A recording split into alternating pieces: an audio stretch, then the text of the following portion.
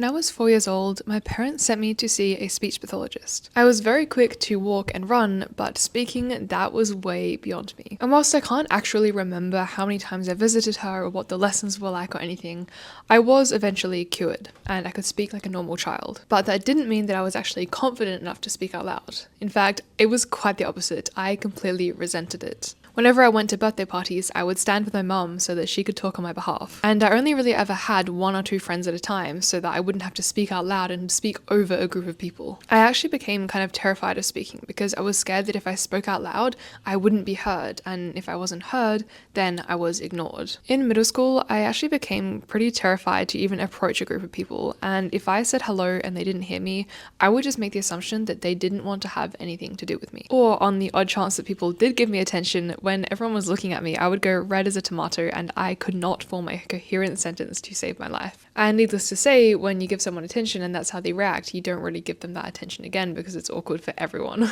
So in my final year of school, I pretty much gave up on talking. It was pretty exhausting, and the more I tried, the more I would fail, and then the worse I would feel, and so I was like, what is the point? But fast forward a handful of years, and I have now hosted 2 podcasts, spoken on stage to present my business ideas to investors.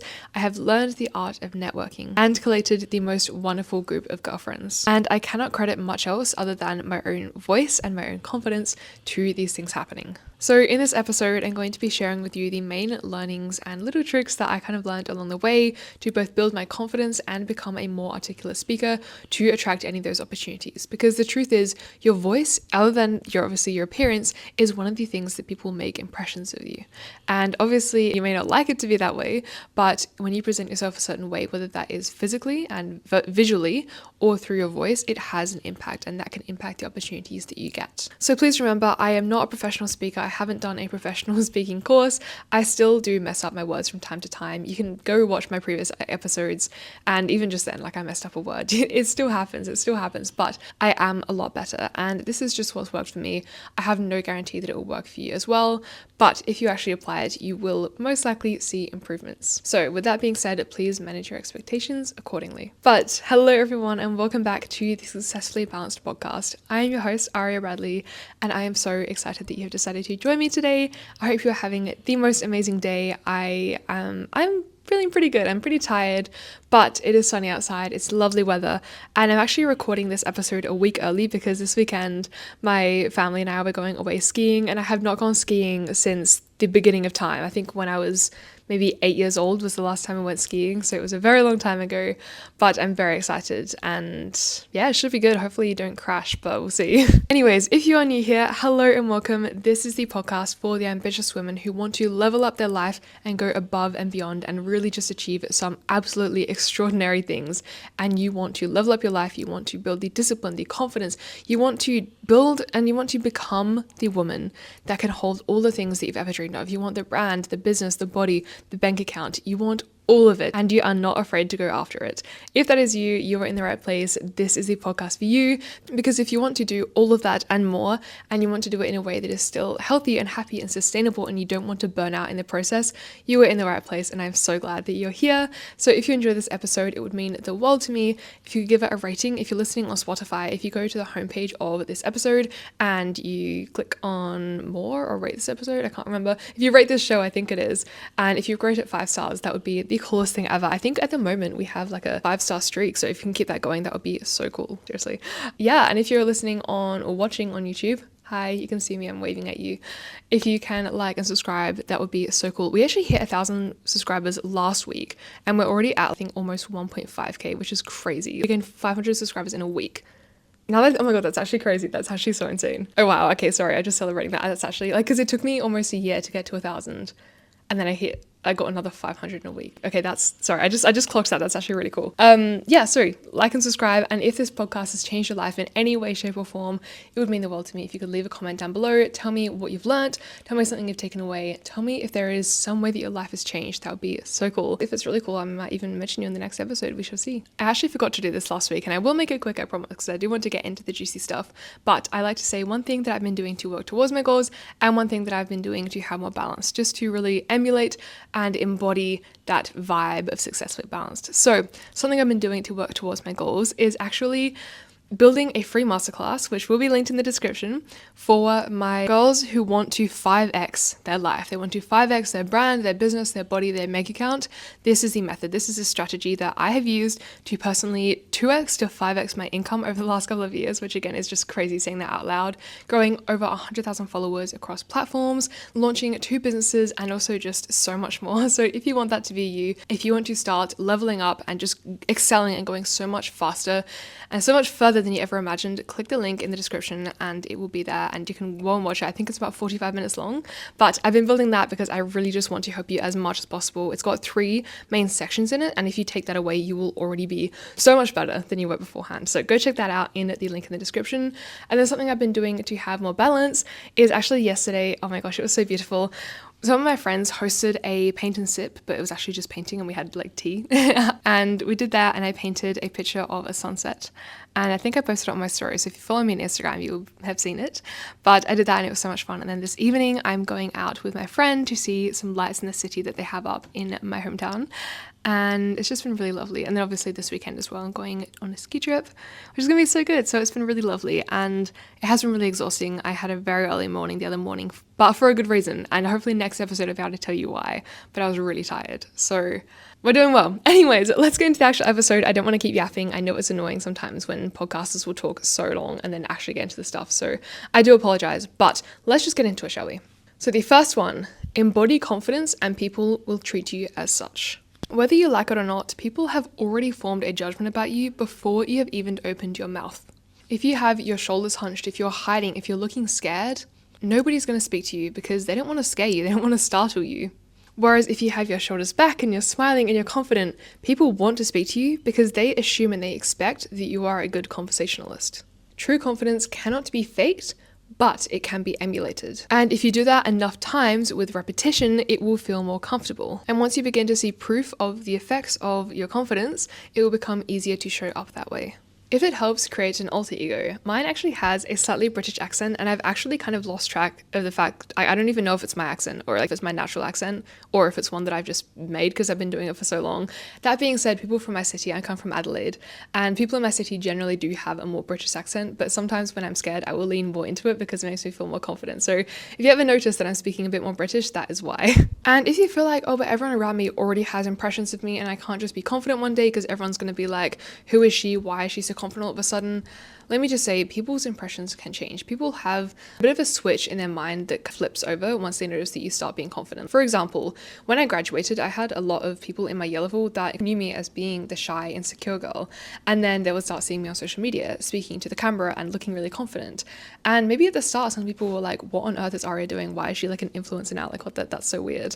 But now everyone just accepts it. Like, I see some of those girls now and they're just like, oh my gosh, how's your business going? They just accept it. It's just like a little flip in a switch in their brain. It just takes them a moment to recalibrate and then it's all good. Don't stress about it. You just have to be consistent and repeat and have repetition in what you're doing. And then people will be like, oh, you're just confident now. Don't fake it till you make it. Emulate until you become. And if you want to go all in on your discipline and your confidence and you want to really become the woman who can hold all those goals that you say you want, the 100k followers, the 5-figure months, the 6-figure months, all of that, if you want to become the woman who does that, continuously levels up on repeat, Elevate is the room for you. The link is in the description. I would love to have you in there. We have had girls winning left, right and center and it has been the coolest thing ever. I actually had a girl who sent me the most lovely voice from me the other day saying that ever since she started working with me and working at Elevate, she feels like she has so much momentum to just keep going onwards and upwards in her life, and it just almost brought me to tears. Like, I was just so grateful and so happy for her. So, and I feel like she's probably listening to this episode, so if you're there, hey Claire, love you. Anyways, let's keep going. So the second thing I want to say is write. I mean, like writing as in pen and paper, not like that what I'm going to say is correct. My speaking improved the absolute most when I started writing. In fact, this episode is actually an example of that. I first of all write sort of like a script or a guideline for what I'm going to say. I write it on Substack. And then right now I have my laptop just sitting here with the Substack article open so I know what I'm going to base my words and my sentences from. And the reason this helped me so much is because I have ADHD and I don't really like talking about that out loud because I feel like it has a bit of a rap when it seems like everyone is sort of saying that. But I don't really find that it shows up in any other areas other than when I'm speaking, in that my mind tends to move in a million directions, and it's really infuriating when I'm in a conversation and I'll essentially do something like this. I'll be like, so do you remember that time when we went to Europe and you actually, first of all, I read this book and it was saying that, and this does link to what I'm going to say, but wait, first of all, do you know what this is? Because it was in the book and I just don't want to. Also, have you watched Harry Potter? Because that's going to make sense, because that's literally how I would speak. And if you listen to some of my previous podcast episodes, I'm not ashamed to say, like, they sound like that and it's not good, and I'm not proud of it, but I'm proud of my improvement. I'm proud of my progress. So I do apologize if you ever had to bear that. It was not nice, and I do apologize if you've been in a conversation with me and had to witness that. It's not fun. It's infuriating for me and my brain. Is probably very infuriating for you and your brain, so I'm sorry. And no, I have not completely fixed this, but thankfully it has improved quite a bit. And I can contribute a lot of that development to the practice of writing. Because you see, writing is sort of a medium for me to get my thoughts in order. As in, like, I can't physically write more than one thought at a time unless I want to get like a lot of grammatical errors and have my readers really confused. And so essentially it's a way that I can express my thoughts and understand them line by line, so that when I go to speak, I'm not trying to say 10 things at once, because I know what the one thought is and I don't have to keep bouncing back and forth between all my different thoughts to be able to make it sound coherent when it ends up just sounding less coherent. A few months ago, I actually stumbled across a video of Eileen Gu, who is one of my role models. I love her so much. She is so cool. And she's also very well known, at least in my mind. Like, one of the things that I admire most about her is her ability to speak so articulately and has so much depth. When you listen to her, like, you understand what I'm saying. If I can find it, I'll link it. I'll link it in the description, or I'll put it somewhere so you can watch the video I'm talking about. But I watched this video about her speaking about her thinking. Like, someone said, do you think before you speak? In a good way, you know? The way she said it, like, if I hadn't actually paid attention to what she said and the content of what she was saying, the way that she said it really inspired me. I was like, I want to be able to speak like this. This is addictive to listen to. And that video, along with Mia McGrath, who has the most incredible Substack, Good for a Good Chic, would 100% recommend it, subscribing to her. Those two people inspired me to start writing, and that has been one of the best decisions I've made. I still have like 3 subscribers on Substack. So if you want to go and follow me, it's in the link in the description. You can get a free newsletter from me every single week. It's pretty much usually what I say in the podcast, but just in written form, and maybe with a little bit more nuance and more articulate than I can speak. But if you do want to subscribe, it would be so cool. And I just hope I can provide you more value that way. But from the last few weeks, I think if you listen to my podcast episodes, you will notice that they do sound more coherent. I hope, and they do sound more articulate. So if you want to improve that yourself, I would definitely recommend practicing writing every single day, or at least once a week, just to get your thoughts in order and learn to be more literary. Okay, the next one is sort of like just a bit of a hack. It's not really a dependable strategy, but I think if you're going to record something like a podcast or you're about to speak on stage, this one can be a really good hack to just do beforehand to warm up your voice. Not really your voice actually, but sort of your mouth, to be able to articulate better and enunciate your words better. And I like to call it the pencil hack. Not very inventive, but you get the idea. Essentially, you want to get a pencil and kind of put it horizontally in your mouth, kind of like if you search up a bit on a horse and they have it like that. Put the pencil there and then try and speak for about 2 minutes, and you'll notice it's really difficult because you have to really wrap your lips around the pencil and like really enunciate. But then you remove the pencil, and it's sort of like resistance training, where after you take away the weight or the resistance, it becomes so much easier. And so then you find that you can enunciate better and your mouth moves better and everything just sounds better. Next one, oh my gosh, I've been waiting to say this. Start a podcast. Do not wait until you are good at speaking to start a podcast. Start a podcast and it will improve your speaking. In case you don't believe me, go back to my old podcast, The Balanced Student, and listen to some of those episodes, especially the first 10. They're not nice. Go and listen to them, and then if you you compare that to the one that I'm currently speaking, you'll notice there's a pretty big difference. And that I would not have been able to improve that much if I hadn't been putting myself out there every single week and speaking to the world and watching and editing my videos and noticing, oh my goodness, I say the word and like, and so many times, Practice makes progress. And by starting a podcast, you force yourself to push yourself out of your comfort zone, to be imperfect, to iterate, and to ultimately and sometimes unavoidably improve. Just trust me on this. I've done it. I know. Okay, now the last one is probably the most strategic, the most juicy one, and this is cadence. First of all, I want you to slow down. I have been needing to take this advice myself for the past 5 years. I used to, and probably still do, especially when I get passionate about something, I tend to speak at 1,000,000 miles an hour. It was, and it still is, like inaudibly fast. And before I go any further, I do want to say, I've gotten a lot of comments recently on my posts, on my YouTube videos, saying that I speak really fast. I do know that I'm naturally a fast speaker, and I apologize for that. However, if this podcast is not in your native language, please just slow it down. I'm speaking at a reasonable pace right now, and I mean, maybe it still is, maybe you still perceive it as fast. If this podcast is too fast for you, please slow it down. Please do not comment and tell me to slow down. I've been working on it. If you do need it slower, you can adjust the speed and make it slower to your liking. Thank you. Wow, I've been wanting to say that for like ever. Anyways, back to my advice for you though. If you feel like you're speaking too slowly, it is probably just the right pace. But it's not just speed that makes a compelling speech, it's actually your cadence, which is the modulation and inflection of your voice. The worst thing you can do is speak too fast that no one can hear you, but the second worst thing you can do is speak so monotonously that people just get bored listening to you.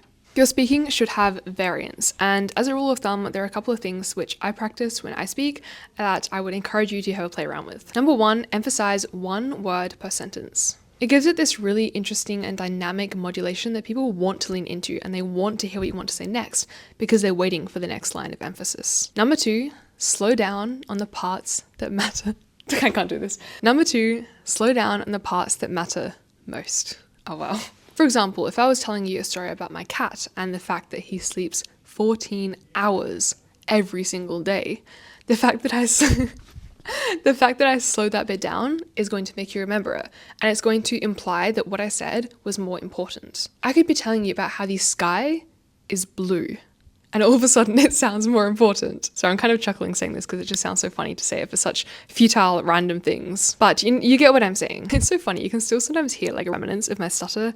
And I don't know, I just think it's so funny that even in a video about articulation and speaking, it still happens.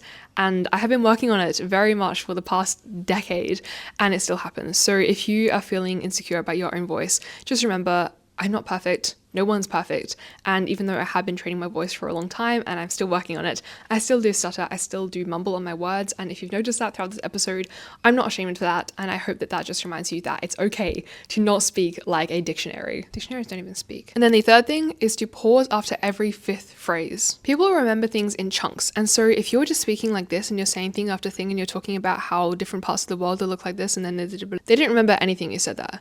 However, if you were to say that you come from Italy and your favorite color is blue and you also really like cheese, it's 3 separate pieces of information that someone can remember.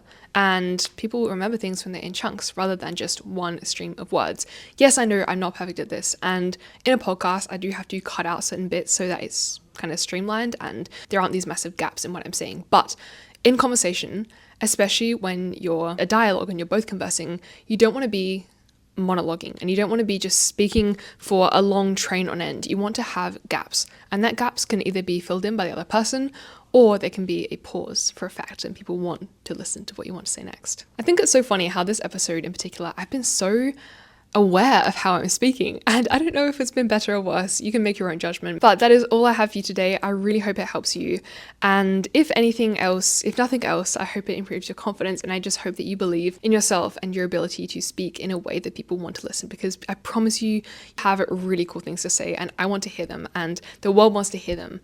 And by training your voice and your ability to speak, you are essentially creating a vehicle to carry that and deliver that in a way that people care about it. So I hope you have the most amazing week. And oh, Louis is here. Hang on, let me show you. This is my boyfriend's cat. Oh my god. Okay, he's taking a nap. Okay, if you've made it to this part of the episode, you get a little treat. This is Louis. I don't know if you can really see him because I can't see what my camera's seeing, but he's so cute and I love him so much. Anyways, I hope you had the most amazing week, and thank you so much for being here. Again, if you have enjoyed this episode, please give a rating on Spotify. Please like and subscribe if you're on YouTube. That would mean the world to me. But anyways, let's just finish this episode now. I hope you had the most amazing week, and I'll see you in the next one. Bye for now.